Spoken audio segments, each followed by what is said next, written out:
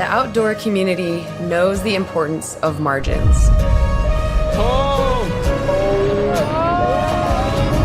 Oh, she almost just got swept. The seemingly small efforts made at just the right moments carry enough weight to tip the scale from failure to success. Jessica Diggins going for her first win of the season, and it's Jessie Diggins of the United States. The margins, those places where we are made or defeated, keep us coming back for more. More than 15,000 scientists are sounding an alarm about climate change. They call it a warning to humanity. Environmental and political history are also made at the margins. That is why it matters. 29 electoral college votes. 77,000 votes in key districts swung the 2016 presidential election. 3 Senate votes opened the Arctic National Wildlife Refuge to drilling. To solve the climate crisis, the world needs our community. It's the sum of our small efforts where we turn our passion into purpose and deliver climate victories where they're needed most.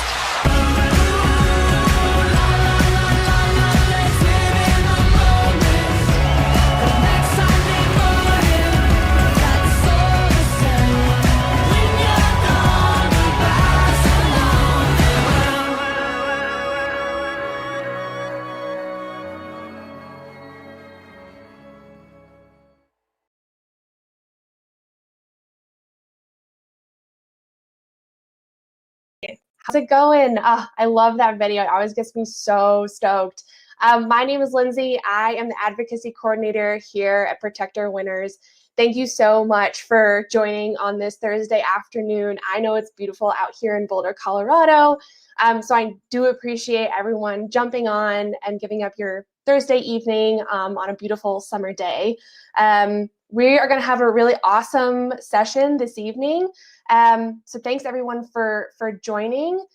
Really, today we're talking about Stoke the Vote training camp. So what can we do to get our outdoor community out to vote this fall? I wanted to run through a quick agenda just to give you guys a little bit of an idea of what we're talking about and what the kind of course of this next hour is going to look like. So first, we're going to really talk about what are we fighting to protect with professional skier Drew Peterson. He's going to give a bit of a presentation on really what we're out here fighting for. Then we're going to go over the power of the outdoor state and kind of what does that mean to all of us, how you can help from now until November 3rd. We are less than 100 days out, 5 days. So it's really crunch time for us. We're going to go over those nitty-gritty details on what you all can do. And then, of course, I'm sure you all have been getting many updates. We are going to talk about our app Team. So go over how to use that, what it's for, and why we're using it. Then, of course, we have after this hour, we have an optional campfire side chat, sort of in the vein of usually we do these trainings in person. Obviously, that this year that did not happen. And one of my favorite parts of the trainings is getting to know each other, those happy hours, that hangout time in between. So really this is to try and replicate that. So we're gonna break out by region. We have our awesome field reps who are across the country on this call who can help answer any questions. And you know what? You guys can get to know each other a little better. So without further ado, I'm going to pass it over to Drew. So Drew, if you wanna turn on your screen, we can get going here. Coming to you live from my living room right now, and normally on these I get to look at a bunch of other smiling faces, but today you just have to look at my smiling face the whole time. So here we go. Like Lindsay said, what I'm talking about today is why we're here, and frankly I probably don't have to introduce that to you guys. You guys know why you're here, and you're already on board. And so on that note, I just want to thank everyone for being here. I think that some of the obvious reason of why we're here, why we care about this, why I'm here as a skier is of course the skiing, even if that's a little selfish. But to kick things off and to finish off your Thursday, here's a little powder skiing video.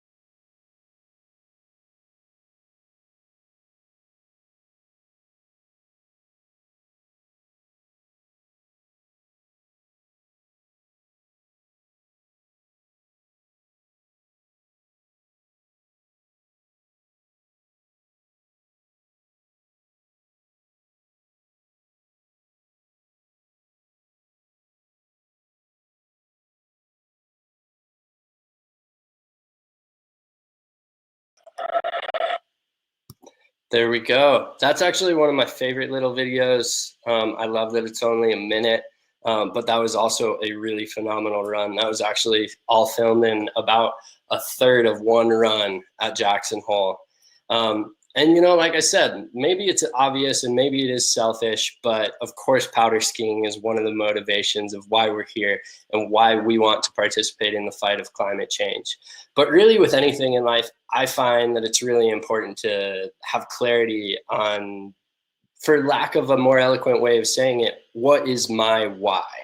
Why am I here? Why am I doing this? Whether that be something big like going to climb a mountain or start a business, or why am I waking up in the morning? That's even bigger. But as far as why we're here, I like to look at it as contributing to a bigger solution, contributing to a bigger why than just mine.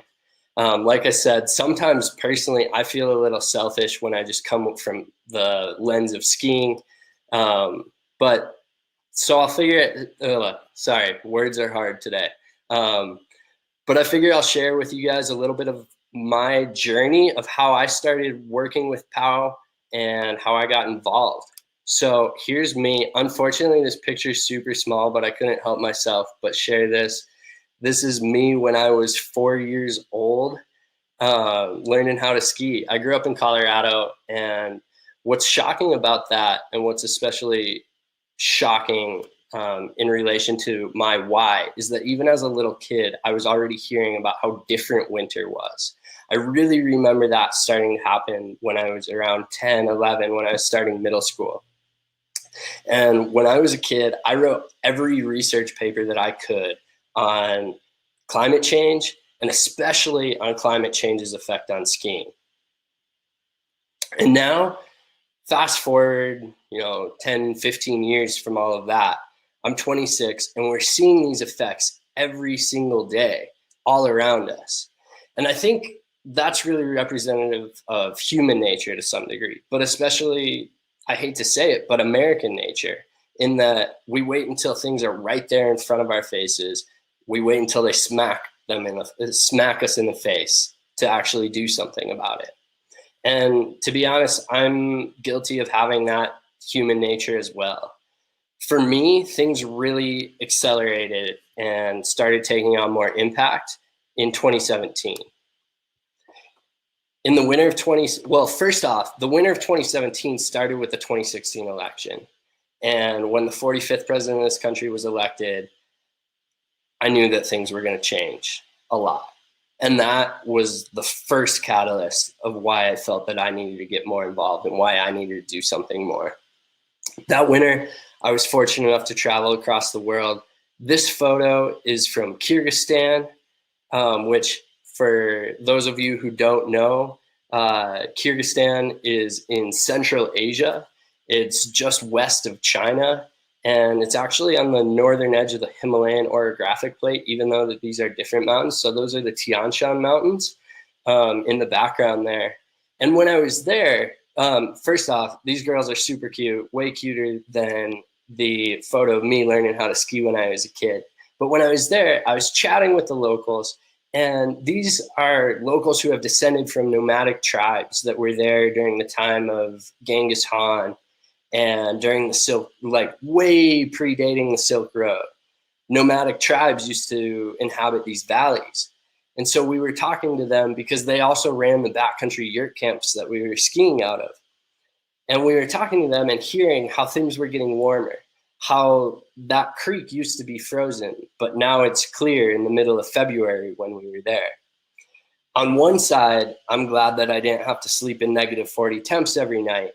But when that's literally on the opposite side of the planet and they're seeing these drastic effects of climate change, I really just couldn't ignore it.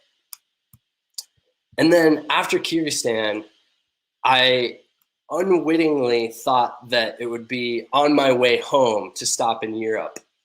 But actually, to go to Kyrgyzstan, you fly over the North Pole, so it's not really on my way home. But when I went to Europe, I went skiing in Chamonix. And on the first day that I skied off the Aiguille de Midi and skied down the Vallée Blanche, down the mer de glace. This is a picture of the mer de glace.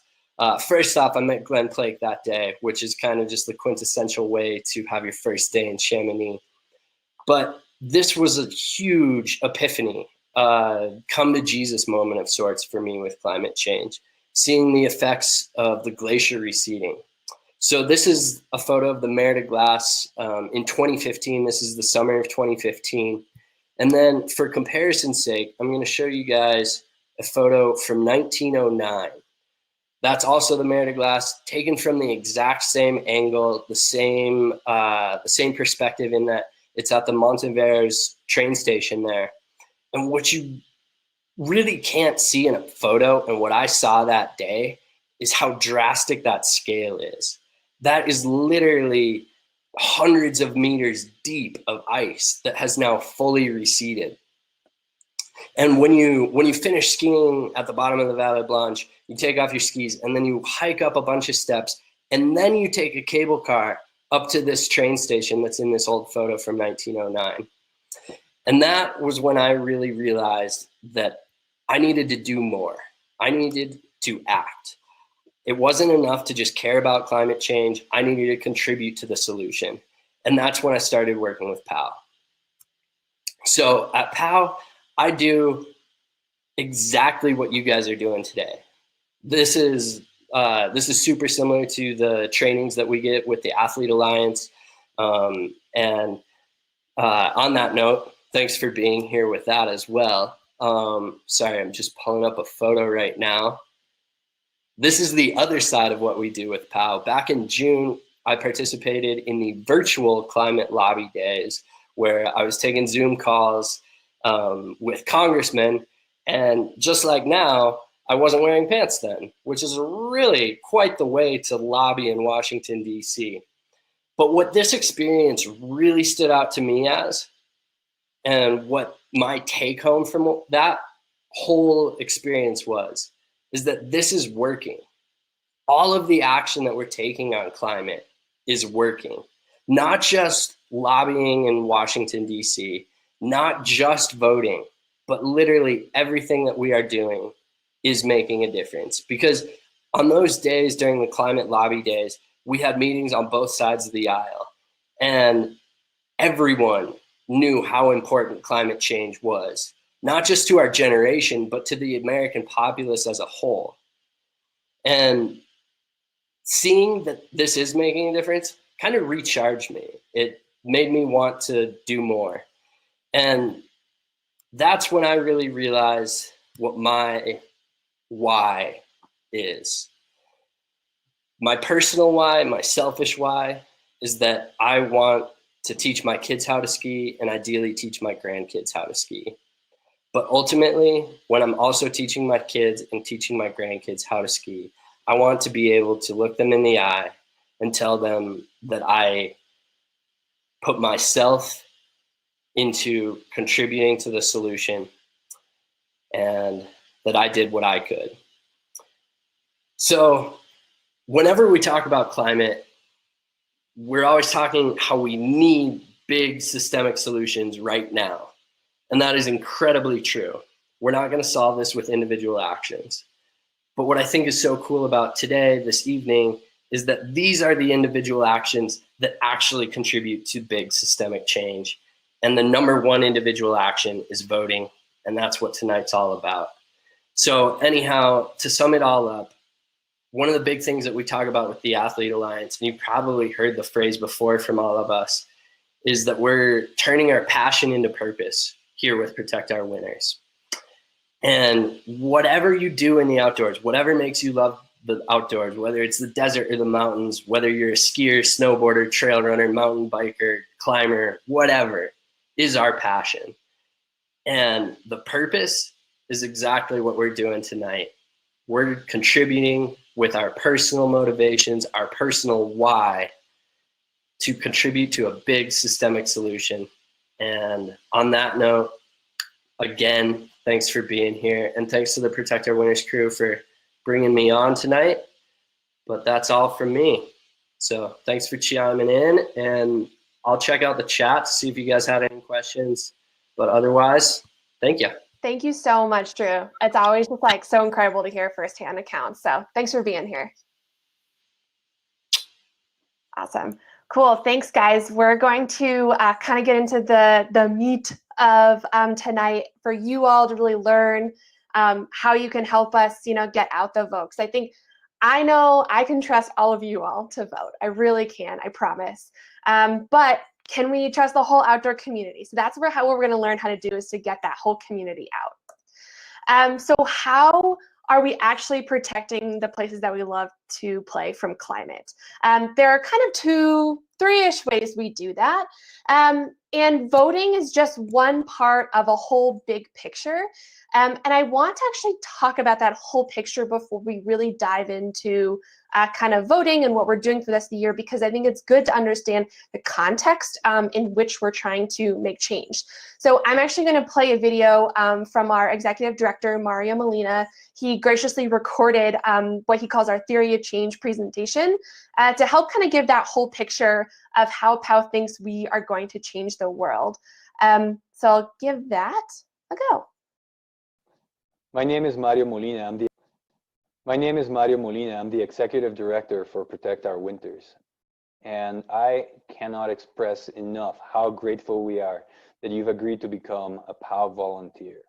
Without the work that you do at the grassroots level, it'd be impossible for us to advance our mission. At POW, we believe that it is critical for us to engage in climate advocacy as outdoor enthusiasts in order to advance nonpartisan policies that will actually help us meet the challenges of the 21st century when it comes to limiting global warming to no more than 2 degrees Celsius, which is what most scientists tell us is the upper limit of what society can cope with. So in order to do that, we believe that there are 3 things that need to happen simultaneously for the transition to take place. One is we need the technology and the financial instruments, as you can see over here in our Venn diagram at the bottom left. That includes the rapid scale deployment and large scale deployment of renewable energy, a new grid infrastructure, electric vehicles, sustainable agriculture, and the finance mechanisms such as green banks, tax credits, and carbon pricing to move our entire energy system from one that is dependent on fossil fuels over to renewable energy and independent energy. That's because renewable energy accounts for about 30% of our greenhouse gas emissions. And if we can actually tackle renewable energy and transportation together, we can actually tackle about 60% of our emissions. That is huge. And the good news is that those technologies and those financial mechanisms are already available. What we need is we need political leaders. We need elected officials in all branches of government and at all scales of government, from local to regional, to state, to federal, to actually prioritize the deployment of these technologies and the deployment of these policies and the financial incentives in order to help them get to market quickly and in order to help adoption happen rapidly. And the third thing that we need is for those policies to not only be enacted and supported by elected officials and the technologies to be there, but we need a cultural shift. We need a cultural change. That means that the norms about how we consume energy, the norms about our own carbon footprint, and the norms about how we approach the priorities, our cultural priorities as a society, we need a cultural change.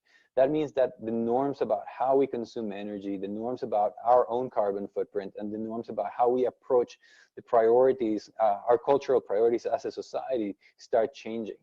And that requires a change in conversation around the cultural conversation on climate change. It requires trusted messengers, people in their own communities who are seen as reliable agents of change. It requires the media to change the conversation around how we approach climate change and make it more of a priority. And if all of these things come together, then we can actually guarantee that any policy that gets enacted now will be resilient into the future as different administrations and regardless of which party is in control. What we believe is that we have an incredibly important role to play. There are over 50 million of us across the country who identify as either skiers, snowboarders, trail runners, mountain bikers, climbers. And if we were all to come together and agree that the #1 thing we want to do is protect the landscapes, protect the playgrounds, that allow us to live those lifestyles that provide us with mental and physical health, as well as a sense of purpose and a sense of legacy that we want to pass these activities on to our children, then we could actually shift both the political conversation, the culture, and help those people who are working on the technology and the finance do their jobs easier. So what we call this at POW is, we call this our base plus strategy. And the reason we call it base plus is because we don't actually need all 50 million of us to activate on climate. We need a small percentage of those 50 million of us who believe that this is a priority to make it a priority at the right time and at the voting booths in the right geographies and during the right elections. And that means that any time that there is, at a time like this, when a lot of the wins that we're having, wins or losses, environmental wins or losses are happening at the margins, a small percentage of those 50 million people, a few thousand people in very specific localities, in very specific counties, in very specific congressional districts can actually have a disproportionate impact in who those elected leaders are, and once those leaders are elected, in what policies they actually enact. If we are consistent in raising our voices and letting them know that these are priorities. So thank you so very much. Our team has done a fantastic job at putting a variety of resources that will help you accomplish all components of this mission, remembering that ultimately our goal is to protect these landscapes, to protect our playgrounds from fossil fuel extraction and from climate change, so that they can be enjoyed by generations to come. Again, my name is Mario Molina, and thank you so very much for joining us. Informative to everyone. I always love to hear it when Mario gives the theory of change presentation. It helps me, kind of inform the work I do every day. So here's the thing, right? He talks a lot about there are these 50 million outdoor passionate people who get outside and play every day. They make up the outdoor state. So how do we get them to become a powerful voting bloc? And the problem is like the process isn't easy. They aren't reminded enough. There's no personal connection to get out and like the reason why you're voting. So that is where you all come in. We need your help to make that barrier lower and or inspire people to actually get out and vote.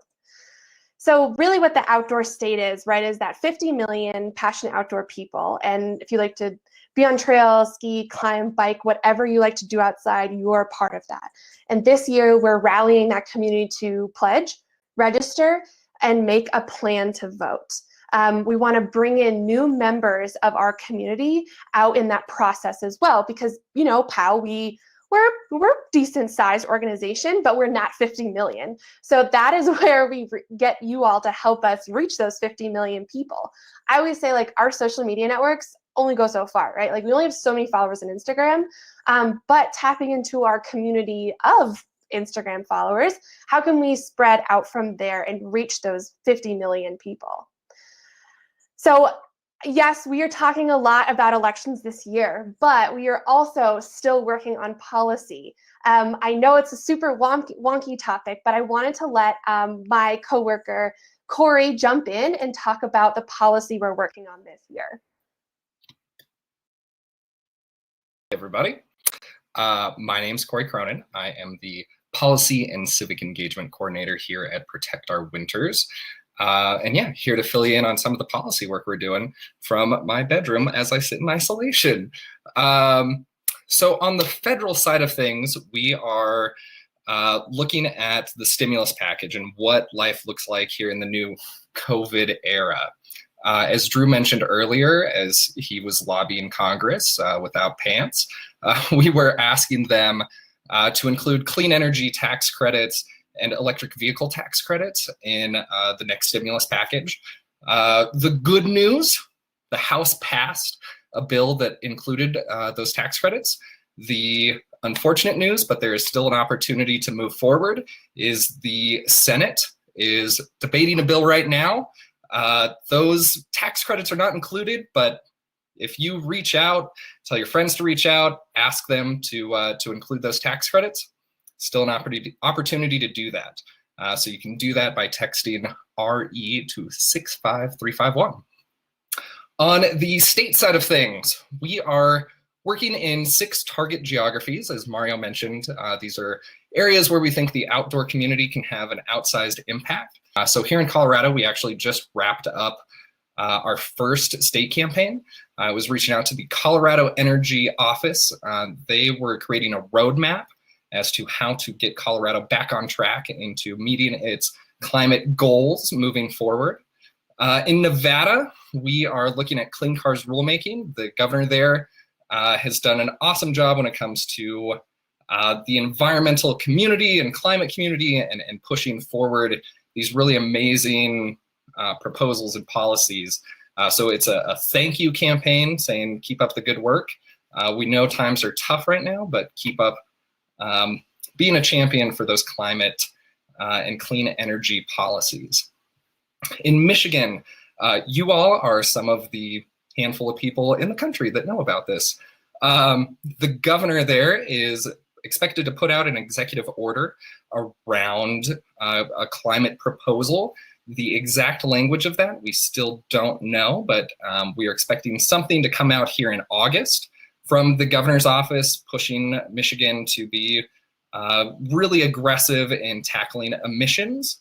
In Maine, there's the Maine Climate Council, which is receiving public input right now around good policies to push that state towards being 80% reduction of emissions from its 2005 levels, I believe.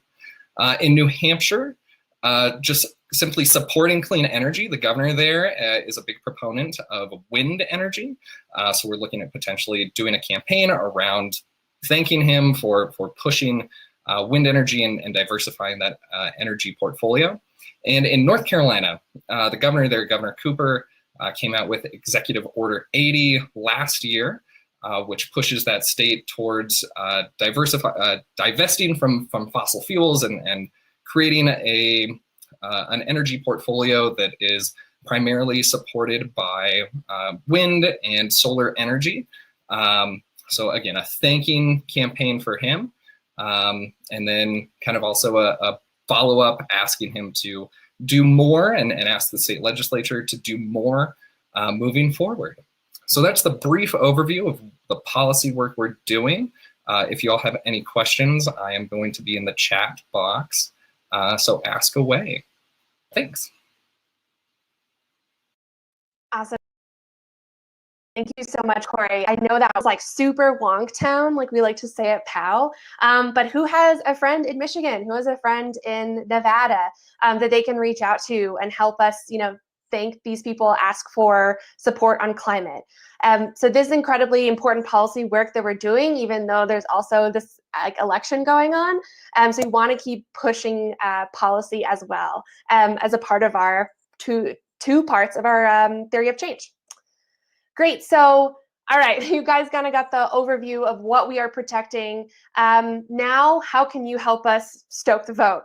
What are POW's call to actions between now and November? So I'll go over tactic number 1. I'm sure you all have received many emails, seen many social posts about this, pledging people to vote. This is not a joke. So there's a lot of psychology out there that says if someone pledges to vote, there is an increase in voter turnout. So we're not doing this just to be annoying and collect emails. There's actually a psychological trick of pledging equals more turnout. I know you all are incredible, and of course we're going to vote. I can't say it enough. But who knows if our friends are going to vote, or who knows if our community are going to vote. This also, pledging to vote, gets you access to all of the outdoor state materials. So everything from here down is sort of cumulative. So if you pledge to vote, then you get the next part, then you get the next part, then you get the next part. So pledging to vote is always the first step we're asking of people. So we help them along their voter journey. And I know it might seem small, but it's actually a really important tactic to help people get out and vote. We have an incredible new tool on our website as well. If anyone did a Pledge to Vote postcard in 2018 or gets those postcards in the mail, we're actually going to have those up on our website. So this is some of the artwork that we have up from Hannah Eddy. Our second tactic is pledging your friends to vote. So we're going to talk a lot about how to vote triple and triple your impact. So you can hang tight kind of as we talk about the Team app later in this session. But this is also a critical part of meeting new people. Like I said, we can only post on Instagram so much. We can only put out so many ads, send so many emails. At the end of the day, like, it's the personal connections that reach deeper into the community and help us turn out those 50 million passionate outdoor people. So this is an important part of our vote tripling impact. We have some really exciting tools, including a register to vote tool. So we know a lot of our community is already registered to vote, but we still want to provide that option just in case somebody needs to update the registration. Maybe you moved, maybe you are a first-time voter. I do have some high school students who are really excited. This will be their first time voting, so we want to make sure everyone is registered. That is up on our website, on our Civic Action Center, so you can go there and get registered to vote, check your registration, all of that. And we are going to be celebrating National Voter Registration Day on September 22nd, so definitely mark your calendars to help push out a registration ask then. Some other cool tools, and I'm actually going to let Lindsay Burgoyne, our policy director, come and explain our next two tools to us and how they're really exciting and innovating this year. Awesome. Thanks, Lindsay. We like Lindsay's at POW, if you haven't noticed.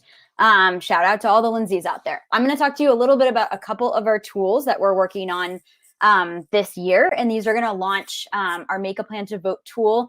Kind of, you'll see it come up in August, mid-August, and then towards the end of August, this will be largely our biggest push. And overall, we feel like we really want to make sure that people have an opportunity to request an absentee ballot this year. Obviously, with COVID and the pandemic, we know that people are really concerned about going to the polls. And if you look at what happened in Wisconsin and Michigan and different primaries, it's honestly really scary. And we're really worried about voter suppression and not having enough polling locations and not having people feel safe working at the polls, let alone going there to vote. So we are really pushing for this opportunity to request an absentee ballot. So that's what's coming down the pike. I've put some screenshots here. I know it's not the loveliest presentation, but basically what we're going to do is launch this tool that helps you request your absentee ballot. So it's kind of, there's two parts to making a plan to vote. The first part is voting by mail, so requesting absentee ballot. And the second piece that I'll talk about in just a minute is actually what we're doing to help people vote in person. But I think just taking a step back and looking at the landscape in 2016, about 20% of people actually voted by mail. We know in 5 states like Colorado, where we live, we get our ballots right to our mailbox and we just fill them out at home and we can mail them back or drop them off. We do have polling as well, but many states, I shouldn't say many, 5 states offer this opportunity to just receive your ballot. And then a lot of people do use absentee ballots already. So 20% of people in 2016 voted by mail. This year, there's been some polls recently that ask people like what they would prefer. And over 70% of the American population said that they would be interested in voting by mail. So we are really thinking about how can we accommodate this additional 50% of people, and how can we make sure that they understand how to get an absentee ballot in their hands. And to be honest with you, when you request an absentee ballot, in some states you need a form of an identification. In some states you need to have a valid excuse. And so this tool is really to walk you through that process step by step. And as POW does with all of its tools, really break down the barriers to make this easy for you. So if you are somebody that's like, you're out there requesting an absentee ballot already, and you're like, why should I wait for POW's tool? I can go to my Secretary of State right now. We know there are many people that just aren't going to do that, and that's going to be a too complex process. And so again, I can't stress enough the ability to break down the barriers. So essentially what you're going to do with this tool is you're going to go to this website or on mobile, however you access it. You're going to enter your address, and automatically the tool is going to know all of the rules, all of the deadlines for your state. So you will basically go through and request a ballot. As I mentioned, in some states, you actually do need an excuse to request an absentee ballot. In about 24 states, you don't need an excuse. You can just say, yep, I'll take it. I'm good to go. And in about 19 states, you do actually need what's called a legitimate excuse. So you can look at one of the screenshots below here, the third one, over, and that's going to help guide you. And you can see that little green box. And ultimately what that's going to do is tell you if your state has made a regulation. Many states have said COVID is a valid excuse. Not all states, but some have. So that's going to be right there. So you'll know. And I think the example I would use just to make it really understandable for you all is New Hampshire is one of the places POW is working. And in New Hampshire, the governor and the Secretary of State decided that COVID is a valid excuse not to go to the polls. But they're basically saying that's the same thing as having a disability, because essentially medical professionals are telling us it's not safe to go to the polls. And that would be the same if you had a disability. And so you actually have to claim, if you live in New Hampshire, that you have a disability. And so that's what's going to be in that green area, like, hey, Holly is our field rep in New Hampshire. Hey, Holly, just go ahead and click disability. So we're going to guide you through that process. The last piece that's super important that I really want to share with you is in a lot of states, you actually have to print out your or your absentee ballot request form, and you need what's called a wet signature. So you have to take a pen and sign it in person and then mail it back. I know I can't see all of your smiling faces right now, but how many of you have a printer? I'm not going to raise my hand because I don't. How many of you have envelopes? How many of you have stamps? So you get where I'm going with this. So POW has actually been fundraising. Our development team has been pounding the pavement to raise money to actually pay for a third party to print that form for you, to mail it to you so you can just sign it. And also provide you with an envelope that's pre-addressed to your Secretary of State with a stamp. So if anybody asks you, why is POW's tool the greatest, or why should I wait to use this, we're going to really break down those barriers and actually physically mail that form to your house if you need that form. Some people can just download them if you have printers. Some people can actually email them. So there are different ways, but I know I'm going on here, so I'm going to stop because I know I need to turn it back over to Lindsay. But this is what the absentee tool is going to be. Look for it mid-August. We're going to do a large campaign around it. And then the second piece is, for those of you that are comfortable going to the polls, we'll also help you make a plan to show up in the polls kind of the last 2 weeks before the election, late October. And we have this same application that allows you to select a date of when you want to vote, to get reminders via text and email, to find your polling location, to add this link to your calendar, figure out how to get a ride, get a map, everything that you need, which we know polling locations are going to change a lot this year. So this information is going to be critical. So we do also have this opportunity as well. I think that's about it. I think the key here is just all of you as our volunteers and our dedicated ambassadors out in the field. We need you to get these tools out to your community as much as possible. We want people to request absentee ballots. We want people to make a plan to vote. We know that people who make a plan to vote are more likely to show up. So with that, I'll just show you one more slide. We are going to launch a pretty big campaign around this. We want to make a huge media splash. We want our brands to share this. We want our athletes to share this. And arguably what we're saying is, if you love the land and if you care about protecting your playgrounds, make a damn plan to vote. That's going to be our mantra. So you can look for that as well mid-August. And with that, I'll turn it back to Lindsay. Awesome. Thank you. Thank you, Lindsay. I hope that was helpful. I think this is one of the coolest tools out there on the market. I'm incredibly excited to push this out. But we will absolutely need your help to push this out and let it go live, because we want everyone to use this. So we are still hosting events like this one. I'm sure I did look through the list of who's on here, and I have seen some familiar names. I know some of you have been on Outdoor State, been on some of our movie nights. We're going to continue to host events throughout the rest of the season, basically. And we know not every event is for everyone. We really want to push people to these different events throughout the season. So we're going to ask you to be sharing and inviting your community. So please be sharing on your social, inviting your friends who might be interested, posting on Facebook groups. I always like to post on the Colorado Backcountry Facebook group of these events. So those are some good ways to get the word out there. We also have a new bingo board game. So if anyone on their story has seen people doing bingo checks, we will have those available for you. So just a fun way to engage. Please play bingo with us. And we also are launching the Outdoor State Supporter Program. So this is one of the parts I'm really excited about with these events, because one of the ways that we were asking volunteers to engage in the past, pre-COVID world, is to go to stores and set up a table at different stores, outdoor gear shops, breweries, movie screenings. Honestly, my favorite part of my job was going to those. Obviously, we're not doing those this year. So how can we still engage those shops, engage those communities, kind of engage on that local level outside of just like POW out here on the internet? And that's part of the supporter engagement program. This supporter program is we're going to be asking shops, climbing gym, breweries to be a part of the outdoor state and share one of our events that we have on the calendar here.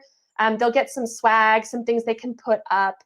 This is a great way to like just be in touch with the local community and get these events out there. So you can kind of see what the schedule looks like for the next few months. Obviously, we have a lot going on. Movie nights, presentations on like science of climate. The POW Action Fund will be launching its voter guidebook in September. So we will be doing they will be doing a few events around that we can share. The movie nights, we're doing a trail series in August, which I'm going to actually share the schedule here in a minute, and a climb series in October, talking about climbing gyms and how climate impacts climbing. And then in November, like obviously there's 3 days in November, but kind of late October into November, we will be doing those like get out the vote parties. This is also a time like we're going to put the work in for the next 90 days. So let's have fun after. We did some really great work.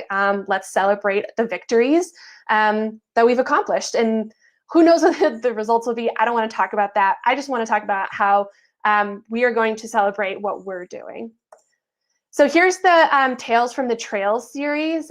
We will be putting this out on social. You can see it up on our website as well. You don't have to like take a picture of this. You can if you want to, totally up to you. So just kind of what we're looking at for the next month or so. And then you also see our bingo board. So we have different bingo boards for different states, different geographies, as well as like sort of a general broader national bingo board. I know there's some like folks in Texas that come and volunteer with POW. So this is a great way to just sort of engage on the digital side. So this is what the Tales from the Trails looks like. All right, now my favorite part, to Team. Who has downloaded Team? Lindsay and I do this a lot. Like I can't see your faces, but we'll be like, who did it? So who has downloaded Team? That is what we're going to be talking about right now.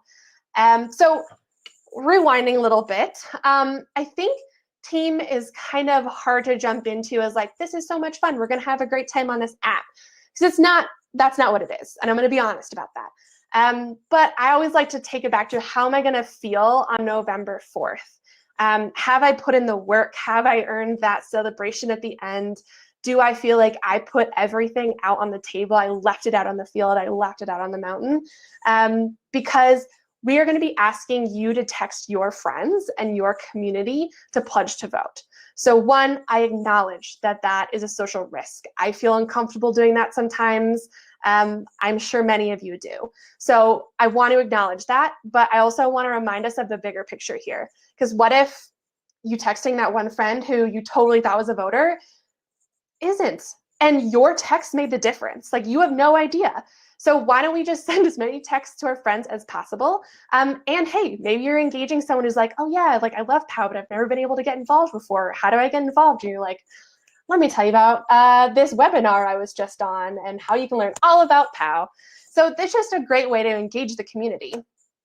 So if you haven't already, let's download it together because I'm basically going to walk you through step by step what the app looks like and how we're using it. So right now we're in a challenge, we're in the Send the Pledge competition. So we have 4 different teams running right now between ski, snowboard, climb, and trail.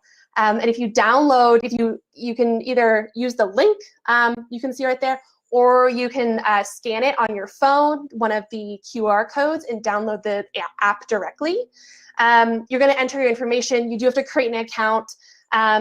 You do put in your birthday. Those are just things you need to do to set up the account, to just like get it active. And we will be like, you kind of see on the back end, I'm going to go through all of the like details of what the app looks like because it's a little bit more than just, I see a list and I send a message to my friend. So we're going to go over that right now. Before I dive into all of that, I do want to note you do have to sync your contacts. And I know this sounds scary. No one's planting a chip anywhere. This team uses it and it just lives on your phone. So I don't get those contacts. Team does not get those contacts. It just helps you use the app. It's like on Facebook, you have Facebook Messenger. You just have like some of your contacts in there from your contact list, right? The data is super secure. They're very protective of it. So you're not giving anyone your information or your friend's information. So getting to know the app a little bit, we have sort of 3 different tabs. We have a content tab. So see how the little tiny circle at the bottom there? That is the content tab all the way on the left. That's where you're going to see updates on what to share, resources, news, things like that. There's also a few different teams you could join. So like there's a Colorado team, and I've been posting Colorado articles in there. So you can kind of get your news and updates from POW in that way. We're kind of thinking about this as like, we post a lot on social, right? So what's the like most urgent thing that you need to know? And that's the content tab. The next tab over is our call to action. So that's actually where I'll be posting, pledge your friends to vote, get your friends to use the absentee ballot tool, get your friends to register to vote, and get your friends to make a plan. So we'll be posting all of those links just directly in there. The best part is, I wrote a script for you to message your friends. I know the script is like a little kitschy and it's sometimes a little awkward. So I would recommend going in there and editing it to make it sound more like you. We write these scripts just to kind of give you an idea of what a good message is to talk to your friends with, of I'm helping in this way. This is why we're turning out the outdoor community. I am a voter, kind of those like language tools that have been proven to get people actually out to vote. So that's sort of what the call to action tab is, and you can feel free to edit that message. I know some people are like, that's not how I talk to my friends. Sweet, me neither. So just go ahead and edit that message to make it sound more like you. The next tab over is our messages tab, and that's actually where you'll see messages from your organizer, as it's called in the app. So right now, we have some of our incredible Athlete Alliance members in there. So everyone from Hillary Nelson, just coming off of Lhotse, and now she's like messaging you. And that's really her. I'm like not making this up. That's really her. Nick Russell's in there, Danny Davis, ton of different athletes are in there because they want to make sure that everyone is getting their friends out to vote. So they really are messaging. You can ask them any question you want. Well, I mean, be cool about it. But yes, that's actually them. All right, great. So the next kind of part is how to actually send that message to your friends, because there are a few steps in there. And there's a lot of different reasons for that, but I want to keep this pretty high level so that you all can send these messages right now. So when you go to the outreach tab or the CTA tab, you'll see reach out to your contacts right there. I've circled it all the way on the left. You click that. Then you go to check your contacts. You click that. Then you find the person that you want to send a message to. In this case, I sent it to my coworker, Jake Black.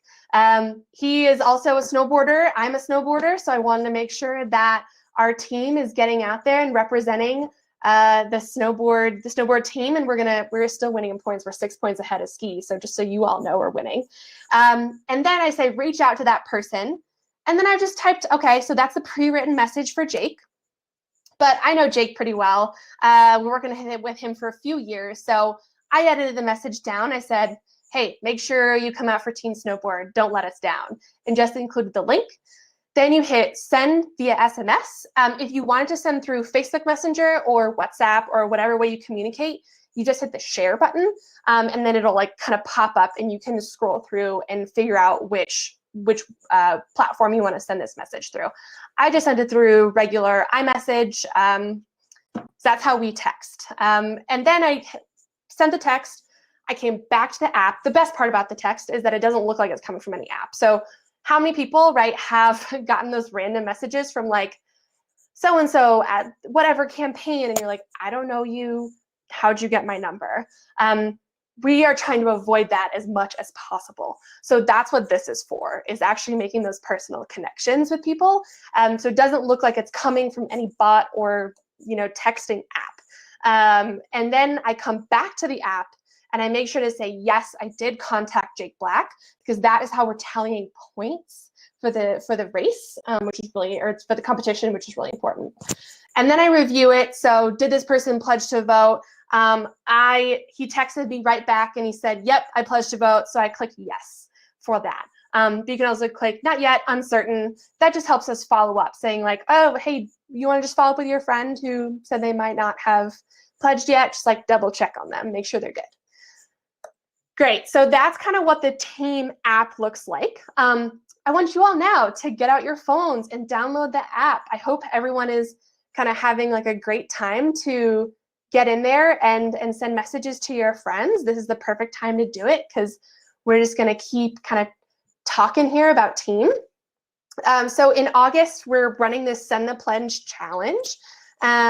So that's happening right now until the 21st. Actually, on Monday, we're hosting an event called the Team Huddle. And there are a ton of people on the app who have a lot of questions, don't really know what's going on. So we're going to offer them an opportunity to hop on that and just like hear from us, basically the similar presentation. We're going to have a few other of our athletes on there. They're going to show like a sweet ski film and kind of, work from there. This is like the play off of, all right, we're not going to go into a campaign office. No one's going to like, not ask you to knock doors. We're just asking you to text your friends. So we're calling it the Team Huddle. In September, we're going to be sharing the Make a Plan to Vote tool, so the request an absentee ballot. Then we're asking people to register to vote, so all of those will be in the Team app. Easy for you to send to all of your friends. October is the Make a Plan to Vote, so that's what Lindsay was talking about, the request an absentee and then finding your polling location. I know in Colorado, I used our tool 2 years ago to help find where I could drop off my ballot because I did not put it in the mailbox in time, but I dropped it off instead. And then you can also check in on your friends. All right, that's October, sort of like last minute of like, are you good? Have you registered? Have you got your ballot in yet? Have you requested it? Let's go, come on, you can do this, please vote. Then November, obviously 3 days in November we have, but that's our last push. And we're really gonna be sending out a lot of messages at that point because we gotta leave it all on the table. A really great way to do that is just to say like, all right, I'm going to bring 3 friends with me. We're going to all, stamp our envelopes together. We're all going to like drop off our ballots together, whatever that is. People who live in your household, obviously. Just like bring 3 friends out with you, even if it's that through the text. So make sure to do that. Great. How is everyone doing on the sending messages to your friends? Is this making sense? Does anyone have any questions? I know I'm happy to answer any questions in there because we are 5 minutes ahead, like 5 minutes before we're ending this part of the talk. And then after this, actually, it's going to automatically send you all to a Zoom link, and you are more than welcome to leave or stay, whatever you want to do. We are going to have that fireside chat. So it's a great time to just like connect and interact in a more casual setting. If you have issues on Team, that is the perfect place to kind of get those questions answered. I have a lot of technical solutions because I know sometimes the app can be a little funky. But I do like to make the analogy of, hey, you know what? If your shoelace like somehow rips or breaks, like you're still going to try and make it to the top of that mountain. Like you're not going to stop a little technical issue from letting you get to your goals, right? Let's not let a technical issue on an app stop us from getting our friends out to vote. I know we can do this, guys. We are a problem-solving community. So how's everyone doing on their downloading or asking their friends to pledge to vote? So fun. I love the app. Awesome. Well, thank you all so much for joining this. I know it's, Thursday afternoon or evening, beautiful here in Colorado. Happy to, as we all move over to Zoom, answer some more questions. I'll be able to see your faces. Thank you all so much for joining. Please, if you have any questions, let me know. You can also email volunteer@protectorwinners. If that's just me on there. So just send me a note. I'm happy to answer any questions. So thank you all so much and hope you have a great rest of your evening.